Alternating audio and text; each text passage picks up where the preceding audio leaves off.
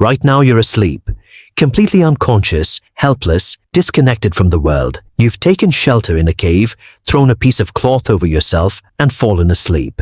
Between you and the wild, there's only a piece of cloth a few millimeters thick. A bear or another predator could enter the cave at any moment because you're in the wilderness. Lions, wolves, leopards, every animal capable of hearing your heartbeat from a distance or smelling you from miles away is a life-threatening danger to you.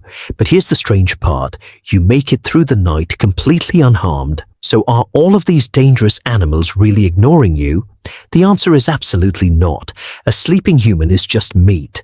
Slow, silent, defenseless meat. If that were true, predators should be circling campfires every night. But they don't. And there's not just one reason for that. There are thousands.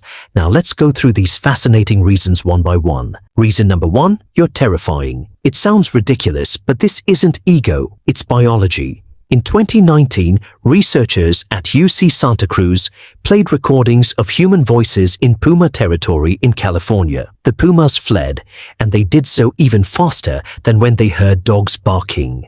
Predators capable of taking down full-grown deer in seconds backed away simply because they heard people talking. What's even more interesting is this. The pumas abandoned the prey they had just killed and ran away. The energy spent hunting is not something they can easily recover. Yet the fear triggered by the sound of human voices was strong enough to make them accept that loss. This is definitely not a coincidence. Lions in Kruger National Park try to avoid areas with high human activity. Likewise, tigers in India make wide detours around villages. Jaguars in the Amazon even change their travel routes based on where humans are present. The reason is one of nature's harshest realities. For centuries, we hunted large predators so extensively that it even shaped their genetic legacy. Humans have been active hunters for nearly 2 million years. Mammoths, saber-toothed cats, and cave bears disappeared under intense hunting pressure. We also nearly wiped wolves out of North America. Because of this, predators that boldly approached humans disappeared. The ones that kept their distance survived, reproduced, and passed that caution on to their offspring for generations. When a leopard starts getting too close to you, an ancient inherited fear kicks in, and somewhere deep within its nervous system, a very old alarm begins to sound. Don't get close. Stay away. Reason number two, your scent. To a predator whose sense of smell is 10 to 100,000 times more powerful than yours, you're a massive and unusual chemical signal. A bear's sense of smell is about 7 times stronger than that of a bloodhound, and wolves can detect scents from up to 2 miles away. Predators are drawn to the clear scent of prey. Humans, however, smell like processed food, soap, sunscreen, and countless other artificial odors. In short, a chemical cocktail that doesn't resemble anything naturally found in the wild. A predator's nose is finely tuned to detect very specific prey scents, and you simply don't fit that pattern. As a result, humans are perceived as something abnormal, making them a far less attractive target in a predator's hunting environment. Reason number 3, fire is one of the rare things that triggers a nearly universal fear response in land animals. This fear isn't learned, it's deeply instinctive. In fact, even laboratory animals that have never seen fire tend to avoid the smell of smoke. Humans discovered fire around 1 to 2 million years ago. Long before agriculture, pottery, or writing. A campfire sends a simple message into the darkness. There's something dangerous here. Predators have been receiving that message for so long that they now avoid it almost automatically. To them, it's like a barrier that's simply not worth crossing. Predators are definitely not reckless. Movies have given us the wrong impression. In reality, large predators are incredibly cautious because they have to be. They're driven to protect their own bodies from injury. In every situation, they ask the same question: is the risk worth the reward? A sleeping human disrupts that calculation in 3 ways. First, there's not enough information. They can't predict how a human will react if attacked. Second, despite being asleep, humans are still relatively tall, and when standing, our bipedal posture itself is an intimidating display. Third, why bother?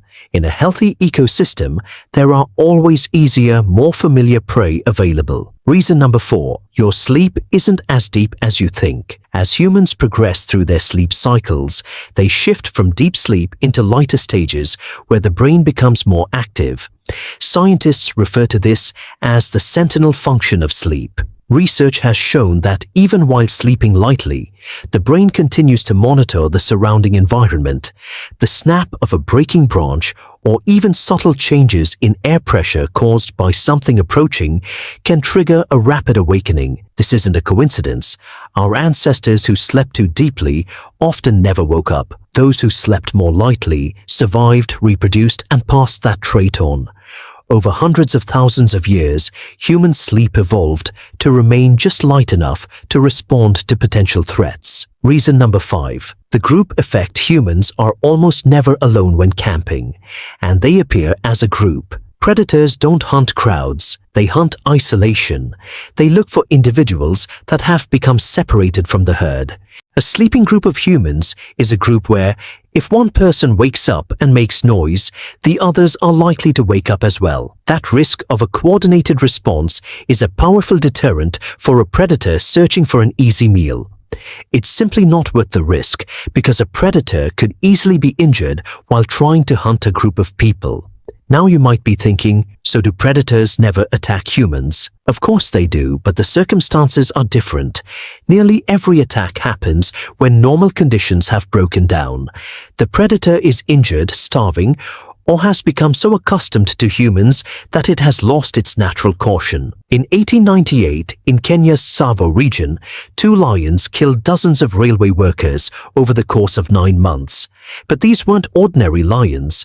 One had suffered a severe dental injury. The infamous Champawat tiger, responsible for numerous deaths in the early 20th century, was later found to have been shot in the mouth, leaving several of its teeth broken. Unable to hunt its natural prey, it turned to unusual targets instead. As long as ecosystems remain undisturbed and wild animals are left alone, predators naturally hunt the prey they have evolved to hunt.